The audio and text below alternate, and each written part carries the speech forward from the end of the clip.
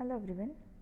Today we will cover the next topic from DMW and unit number 2. The topic name is Operational Database System and the Data Warehouse.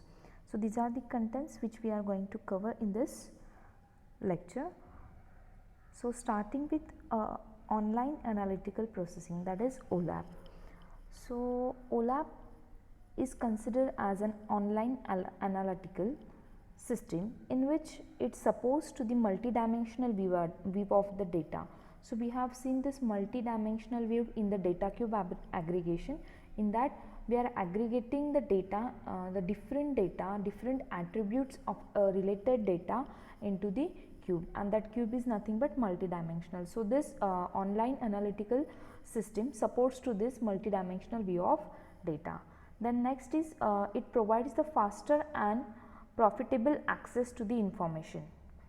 So here the information access is very fast and the complex query can be solved with this process. It is also the market oriented and it's useful for analysis by the managers or executives. The another concept related to that is data warehouse, which is generally used to analyze the information where the huge amount of historical data is stored. So the data warehouse serves the user or knowledge workers in the role of data analysis and decision making. Such systems can organize or present that data in the various formats in order to accommodate that diverse needs of different user. So these systems are also known as online analytical processing system. That's why its name is online analytical processing system. So in this data warehouse, it manages the large amount of historic data, and that it is going to be provide that facility of summarization. That summarization is nothing but we are aggregating that data, and it adopts the star and snowflake models. We are going to see these two models in the upcoming lectures, and they are very subject oriented database designs. So this is all related to online analytical processing. With that, we are having the two kind of the data, the operational and informational data.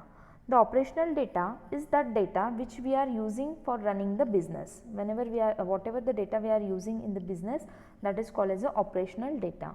This is typically stored, retrieved, or they can be updated by your online transaction processing system. That's why it termed as an OLTP. Whenever the terms comes as an operational database, then terms come as an OLTP.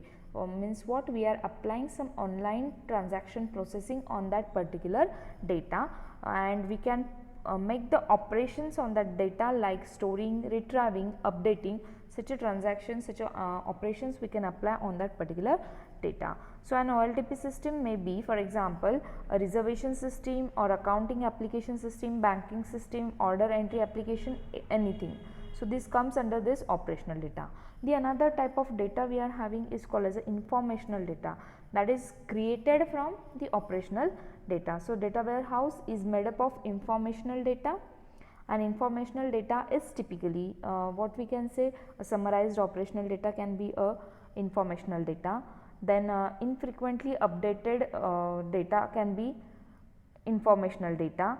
Then optimized for they are optimized for the decision support applications, and they can be stored on the separate system. So these are informational data which are taken from or created from operational data itself.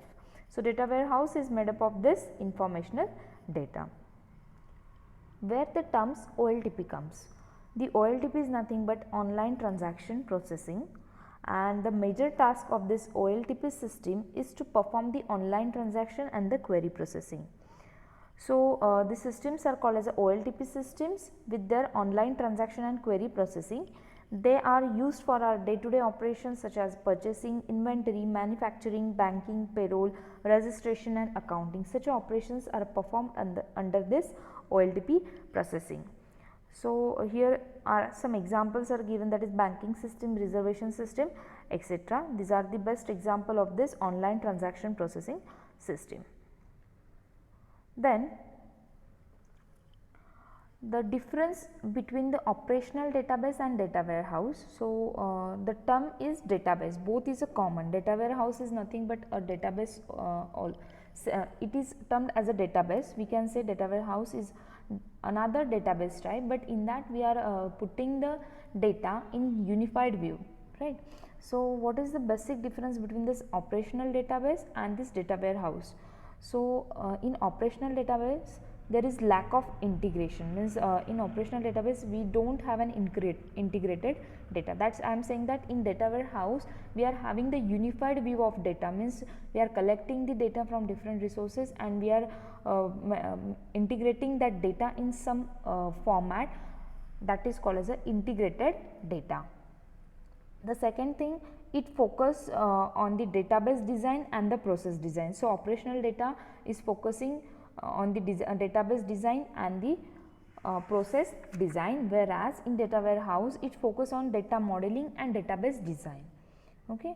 So, next is in operational data, the data in this operational database is accurate at the time of access, means it is updated timely, whereas the data warehouse data is not always accurate for a period, means it is accurate for some time of a period, it will not be accurate for all time of the access. Why? Because they are stored in somewhere data warehouse or another database, that is why we have to update it timely manner. If that time period of updation is very large, then it may happen that whatever data we are accessing, it will be inaccurate for that period.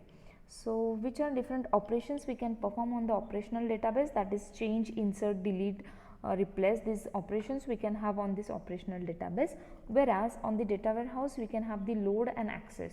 So, we have seen the ETL process which which is used to store the data onto the data warehouse. So, that ETL process is also extracting, then transforming and loading that content. So, load and access operation can be done with data warehouse. So, these are the basic difference between your operational database and data warehouse. Then what can be the features of this OLTP and OLAP? So, there are many features for this OLTP and OLAP, but the major features are, these 5 are the major features. So, first thing is users and the system orientation. So, an OLTP system, OLTP means online transaction processing system, is custom oriented and is used for the transaction and the query processing, for example by clerks, clients and informational technology professionals. By anyone, this system can be used for the or we can say it is a custom oriented system, whereas in OLAP, that is in online analytical processing, it is used for the market oriented, that is used for the data analysis by the knowledge workers, including its manager, analyzers or executives. Means on OLAP we are going to do any analysis by using that data, we are going to make an analysis. When we are saying OLTP, then in that we are going to make a transaction on that data.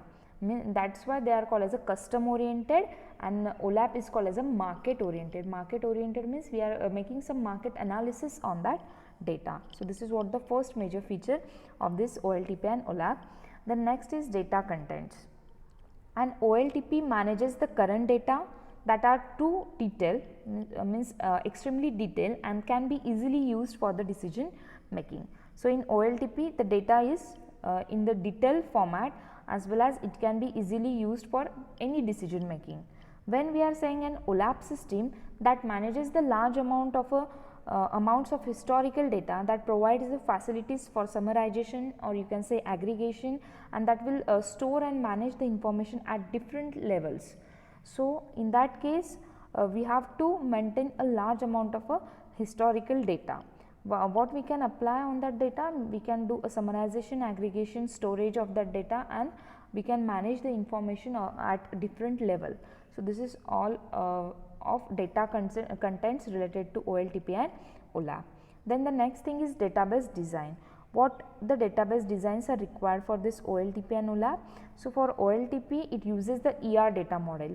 So, hope all of you seen the ER diagrams and different entity relationship data models we have seen in our previous subject. So, that OLTP uses that ER data model and the application oriented database design, whereas an OLAP uses the star and snowflake model that we are going to see in upcoming lectures. What is the star and snowflake model, and they are subject oriented database system. Then the next is which view they are using. So, an OLTP focuses on the current data, whereas OLAP focuses on the historical data.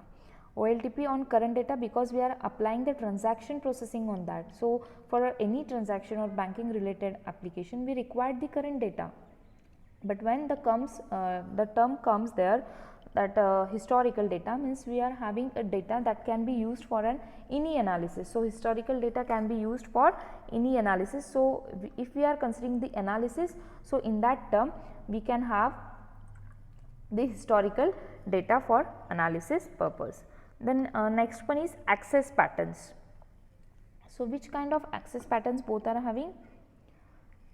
So, access pattern of an OLTP system consists mainly of the short atomic or a transaction. Such a system uses the concurrency control and the recovery mechanisms. These are some concept of concurrency control and recovery mechanism from the operating system. So, that mechanism we are using with this OLTP. However, access to the OLAP systems are mostly read only operations, means in OLAP we cannot have any atomic actions or a transaction action. We can only read that data, we cannot update or modify that data. So, this all are done with the OLTP access pattern. So, these are the major features of this. Another features are mentioned over here. In that other features, the first is characteristic. So, which are the different characteristics for the OLTP and OLAP? The characteristic for OLTP is operational processing we are going to do, whereas in OLAP we are going to do the information processing. So, what is the operational processing and informational processing? In operational processing we can store, retrieve and update that data, whereas in informational processing we are very subject oriented, means we are just doing an analysis of that data. Then what kind of orientation we are having? In OLTP we are having transaction on that data, whereas in OLAP we can use the analysis of that data. Then next is which can be the user of this OLTP and OLAP. So, the user of OLTP is clerk, DBA, that database analyzer, database professionals, etc. Whereas in OLAP the users are knowledge workers, manager, executive, analyst, etc. The functions of this OLTP are day-to-day operations, that any operation like a reservation system, accounting application, inventory, manufacturing, banking, purchasing, registration, accounting. So, these are all our operations of OLTP. Whereas in OLAP the long term informational requirement like operations or functions can provide by that OLAP. Then database design, I have already told you that database design is nothing but ER based and application oriented are required for OLTP, whereas star and snowflake or subject oriented database designs are required for OLAP. Then next thing is data. Which kind of data is required for this? The data means current data is required for the OLTP and the historical data is required for the OLAP. Historical or accuracy maintained over a period of a time, that type of data is required for that. Then next is summarization. Summarization, in that the OLTP primitive is highly detailed data we are having in this OLTP, whereas very summarized and consolidated data we are having with OLAP, that is different summarization techniques are there. Then after summarization the view is there. View is nothing but we require very detailed and flat relational data basis, whereas in OLAP we are required the summarized multidimensional, or you can say that data we are putting in data cube, likewise summarized multidimensional data is required for that OLAP. Then unit of work for both For OLTP, it is very short and simple transaction, whereas in OLAP we can have a complex query. Access is read and write, means you can update as well as read that OLTP data, whereas OLAP only have a read only option, means only you can read that data mostly, not you cannot update that. Then focus it data in, means whatever data you are entering in that OLTP, it is focus on that, whereas OLAP focuses on whatever the information is out, that that is focusing on the information out. Then operations, index or hashing on the primary key. Such operations can be performed on this OLTP. So, hashing concept we have seen that we are putting that hashing concept on the primary key. So, all of you know what is the primary key and etc. So, in this indexing and hashing we are using in OLTP, whereas the lots of scans are required in an OLAP. Then number of records access, here tens record you can access in OLTP, but in OLAP you can have millions of data you can access. Then number of users can be thousands for OLTP, whereas for OLAP it can be in millions. Then for OLAP it can be in hundreds, whereas in OLTP it can be in thousands, means the more users can access this OLTP. Then what will be a database size? GB to what you can say the 100 MB to GB data can be stored for this OLTP, and here it can be greater than terabytes. Then priorities, high performance, high availability for OLTP, where high flexibility is for OLAP. And what is the metrics we are using here? The transaction through output and throughput, and this query throughput and response time for the OLAP. So, these are some features of OLTP and OLAP. Next is OLAP operations and the OLAP techniques. So, OLAP techniques are implemented to retrieve the information from the data warehouse into the OLAP multidimensional databases. So, the information can be retrieved using the front end system. So, whenever the multidimensional database concepts come over there, so it consider the data cube aggregation concept. So, we have seen that in data cube aggregation we can store the multiple attributes at a different level. For that we are also having a conceptual hierarchy we have seen. So, such a kind of data we can manage with that OLAP multidimensional databases, and it comes under the OLAP techniques which implement to retrieve the information from such a data warehouse. We are retrieving that information from data warehouse, and we are putting that into the OLAP multidimensional databases. Then multidimensional models are used to inhabit the data in multidimensional metrics like data cubes or hypercubes, and the standard spreadsheets signifying a conventional database in two-dimensional matrix. So, I have already given you an example, that data cube aggregations. So, this is one kind of multidimensional model in which we can store the different attributes at a different level. So, how it works actually? So, here you can see there are some OLAP servers are given. With that OLAP servers, some databases are there, that is corporate databases. They are also called as a data warehouse, you can see here, and there are multi-dimensional databases. You can see say the data cube aggregation can be here, and some client machines are here. So, this OLAP server,